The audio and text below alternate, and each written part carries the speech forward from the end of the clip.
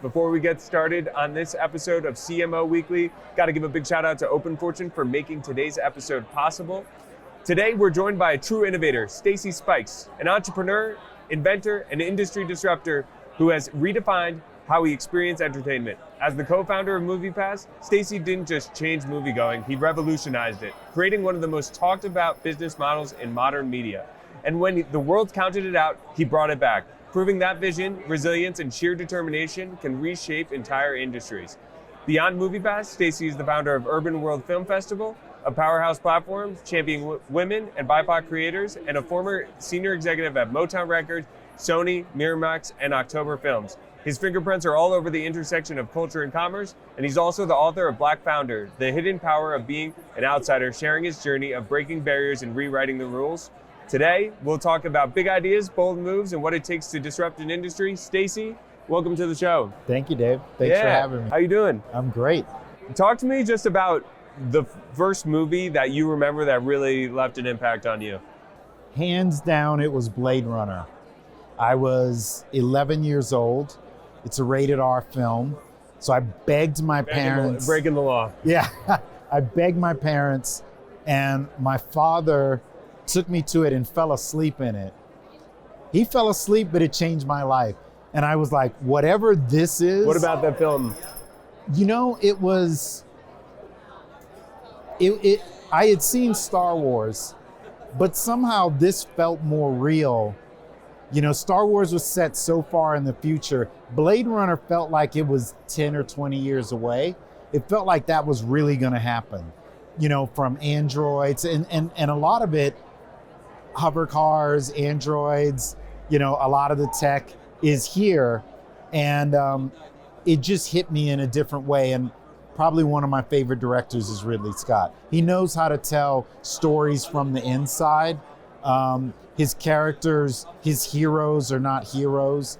They're none of them are shiny. They don't want to be heroes. They don't want to be in the center. They do it because they have to. Sure. And that movie, that's one of those movies like once a month, I'm just putting it on and I can probably recite all the lines to the film kind of thing. You know? Was that the movie that made you really realize that there was a industry in film that you could sink your teeth into? Yeah, so I was really interested in music, and then Blade Runner and other films opened up score, soundtrack. It showed me so much more dimension than I think I had a smaller view. It really made me lean in. I actually, that summer, signed up for a filmmaking creative.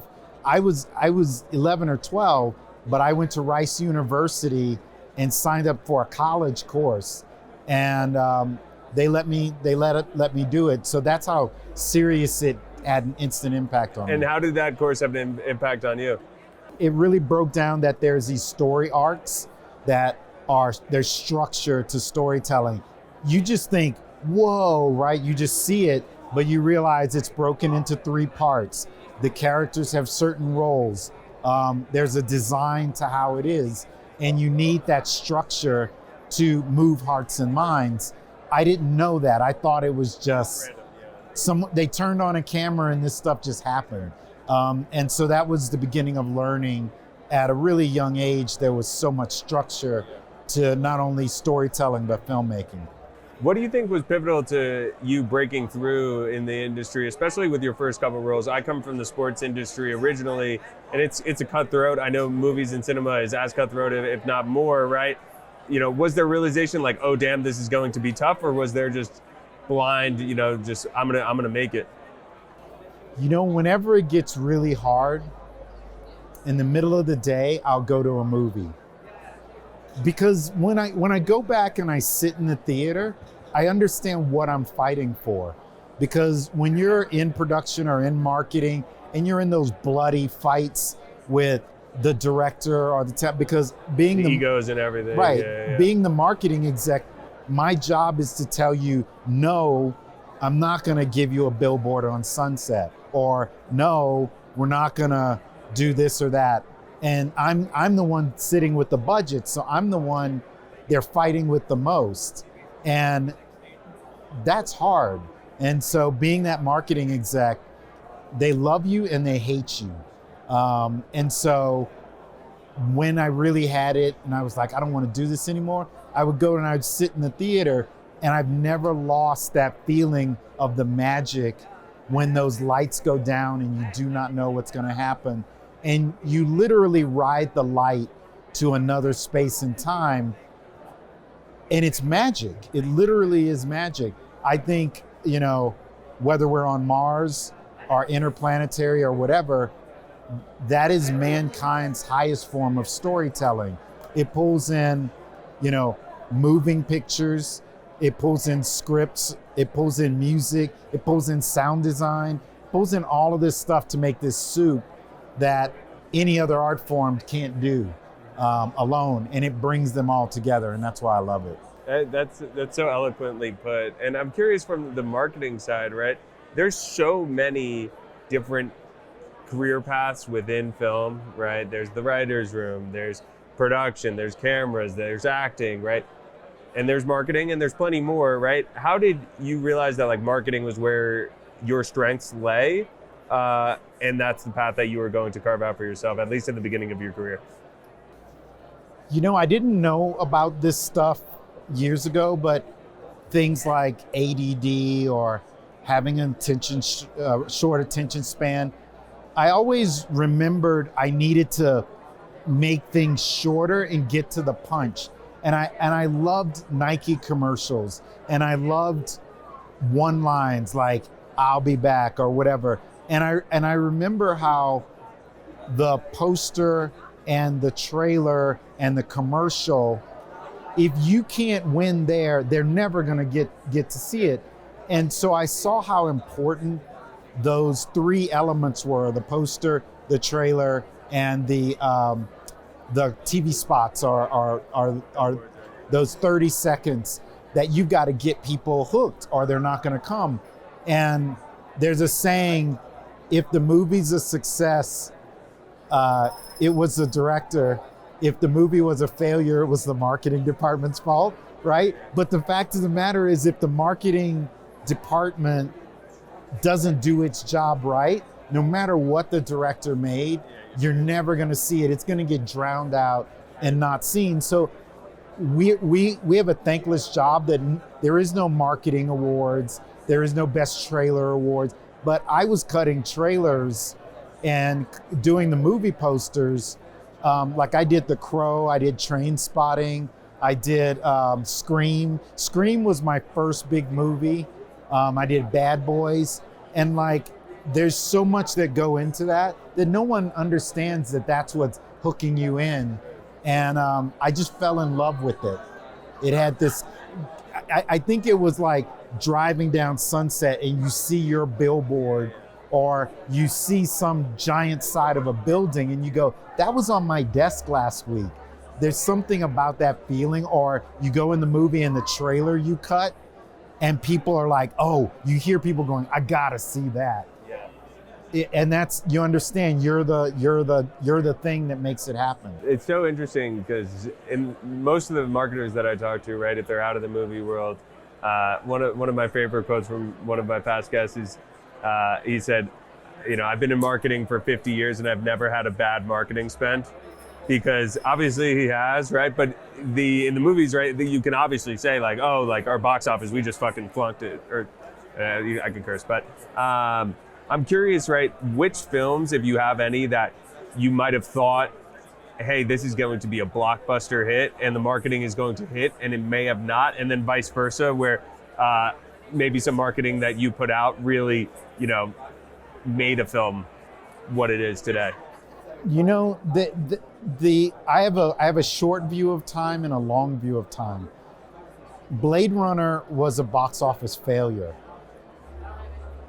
But you talk to anybody in the business of a certain age, they're going to tell you that film changed their life. So for me, there's the long view of time and the short view of time. There's the ones, ooh, did I hit my numbers this weekend? And you're gonna get beat up for it, but you'll hear people go, oh my God, your Crow poster was on my wall in my bedroom, or so a lot of people don't know the Scream mask. So that whole campaign, I did that whole campaign. Scream was a perfect example. You didn't know you were gonna have a $1 billion franchise. There was no way of knowing. So you're throwing things on the wall and you kind of can't think about it. You have to just do your job and move to the next one. And then history decides what's gonna be great or famous. And it's those performances that, I was reading about Idiocracy and like how that was a total box office failure, and they like didn't want to market it and anything, and then it blew up. So it is the long view and short view of time. Yeah, it's kind of like it's the pride in your work, and you don't know how art's going to affect people's lives, and it may affect like the movie Boys Don't Cry, or there's these films that it might have meant nothing to the masses, but it changed somebody's life in such a deep, dramatic way that in order to perform in this business, if you think it's just about, I did $1 billion, I did $1 billion, no, you need those that it bombed. But you're like, so one of those examples, it didn't bomb, but did you ever see Breaking the Waves? So that's an example of one of the films I'm most proudest of. Very few people saw it, but it is an epic film. And Lars von Trier is a director, and Emily, who is the lead star in it, she got nominated for Best Actress in that role, and she lost out to Fargo, to Frances McDormand. And so, but when I saw that film in theaters and they showed me the rough cut, I was like, we could win the Oscar with this. And we got all the way up to the nomination, which is huge. And that's an example, something I'm proud of. I don't care what anybody says. It is such a badass movie. And you have to have that kind of pride in everything you touch. It's the craftsmanship in what you do. No one will remember my name, but there's all these posters and trailers and people's lives that you touch that people will never know. Totally. Well, I'm excited to check that out when I get home, or on the airplane home. I have to ask too, right? Let's talk MoviePass, right? It's such a simple idea too, right? Allow me to go to any theater, right? What was the back of the napkin idea for you? And how did you realize this could be a thing? We simply said, let's make Netflix for movie theaters. So at the time, there was Pandora, there was Spotify, there was Hulu, and there were Netflix. And what year is this? 2011, right? Or where's that? I started working on in 2005. So you've got 2 all-you-can-eat subscription models for film or viewing, and you had 2 of them for music, right? And they were off on the horizon, but they were gaining traction, and you could just see this was going to change and be part of the new landscape. The all-you-can-eat concept was like, what? I can pay one fee and just get whatever I want? And then it was like, all right, are the ingredients there for a cinematic version of it? So you need a low enough price point, and you need something that has a lot of frequency. Like, it wouldn't work for sporting events. It won't work for music concerts. They're not around enough. But cinema is open 365 days a year. And you always got stuff coming out. So for 6 years, everyone told me no. And it'll never work. No one cares. Who would ever do it? And then in 2012, Hamay came in as my co-founder, and he was from the venture capital side. And he said, I can raise money for it in a month. And I was like, I've been trying to raise for 6 years. And he did it. He raised $1 million in a month, and we were off by the summer of 2012. Transformers was coming out, and that was the film that we launched on. And then the saga began, and it was crazy. And what was expectation versus reality over those, like, you know, after that launch? I thought it was going to be a lot easier because it just makes sense. But the way the industry fought us, so AMC tried to shut us down. Mark Cuban came out against us. Landmark tried to shut us down. And what were they saying? First off, I had been in the industry forever, but they kept saying, we can't let these tech outsiders come in and stand between us and our customer.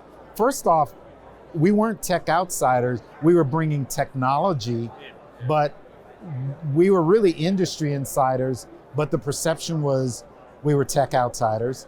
And we can't let them disrupt, and they're a wolf in sheep's clothing. And Netflix was starting to get traction, and people were starting to say, wait a second, this is disrupting our Walmart DVD sales. And so the belief was MoviePass could mess this up. We need to keep tabs on it. And if we don't control it, it can cause us problems. So that's... Yeah, you're ruffling feathers for yeah, sure, you right? were, yeah, you were. And what happened was they did shut us down the first time. And then when we relaunched and we launched our own card and they couldn't shut us down. Yeah, take me through, you know, at least like just from a 10,000 foot view, the relaunch and why it made sense to do it that way. Version 1, we built through movietickets.com. And AMC was a large shareholder of movietickets.com. And so we literally launched, and the next day they turned us off. AMC made a phone call and said, kill it. We don't approve of this thing. So we were dead. We spent a year to build everything, and we were dead in a day. We were born on a Thursday and died on a Friday, literally. And I only had 6 months worth of capital in the bank. And I thought, we're gonna die. And all my investors were like, the biggest chain in the world just killed you, too bad. And so the next thing that happened was we went and created our own technology that used geolocation like Foursquare, and you would check into the theater and it would unlock your card. So they couldn't stop us.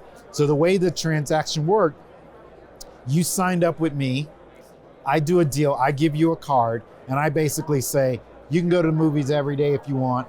We pull everyone's money, and then we go buy wholesale. And then you manage the arbitrage between the two. And between people not going as much as they think and buying wholesale, that's what you're managing. Well, then when we relaunched, we took everybody by storm, and we were running up the hill. And then in 2017, we got a buyout offer. Private equity group bought us. We had raised $10 million, and then MoviePass was valued at more than $500 million. So, but there's an asterisk. When the private equity group bought us, we had a lockup period for 12 months. And in that 12 months, they raised $250 million and went bankrupt. Burned through it all. And then COVID hit. And everyone's like, no one's ever going to movie theaters ever again. Yeah. We're all going to do Zoom, and we're all going to stay in our house, and we're going to run on our Peloton, ride our Peloton bikes. And lo and behold, coming out of COVID, I bought it out of bankruptcy and relaunched.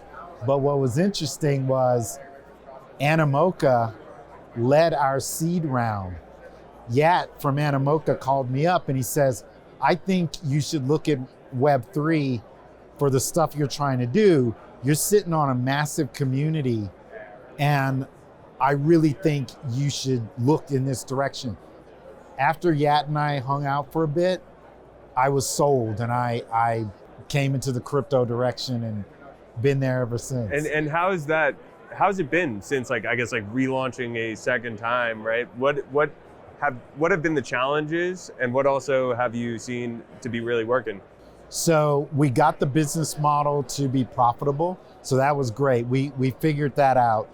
The challenge is now when we came back, 60% of theaters all have a copycat version of MoviePass.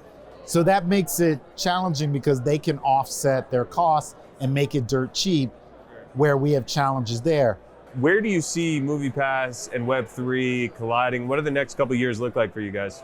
Yeah, so film finance and seeing how everything from sentiment to predictive modeling and film finance, I think, is where we're going to take the space, so that if you want to be able to have a ownership in a movie, that's possible today through tokens and through blockchain. You can do back-end smart contracts that makes that possible. And then the other thing is using the power of AI and human sentiment, just like we were talking about the Oscars and what could win, using those two to help people make decisions about where they want to put their money. That's where we see it going. Amazing. Well, I can't wait to keep up with the journey, Stacy. I love your idea. I'm a user. I think everybody listening should check out MoviePass. I think what you guys are doing is super ambitious. All right, so I'm gonna hit the quick question round, and then we'll get you out of here. Okay. Person you'd most want to sit down to dinner with, dead or alive? Richard Branson. Favorite city in the world? Singapore. Is it okay to sleep with socks on? Yes. Favorite movie? Blade Runner. Would you live abroad? If so, where? I would. I like Singapore or Hong Kong. Is Santa real? Yes. In 40 years from now, what will people be nostalgic for? VR headsets. What's the worst advice you've ever been given? Get a real job. What's the best advice? Follow your dreams. In one sentence, how do you sum up the internet? The future internet is a place where we will step into and upload our digital conscience and live there forever. There you go. Can't wait for that. Who's somebody you think should hop on this podcast? Elon Musk. And in 10 years, where can we catch you? 10 years where we catch you? Where can we catch you and MoviePass? Physically or Wherever. here at this conference. There you go. Stacy, thanks so much for coming on. Thank you. Thank you so much. That was a lot of fun.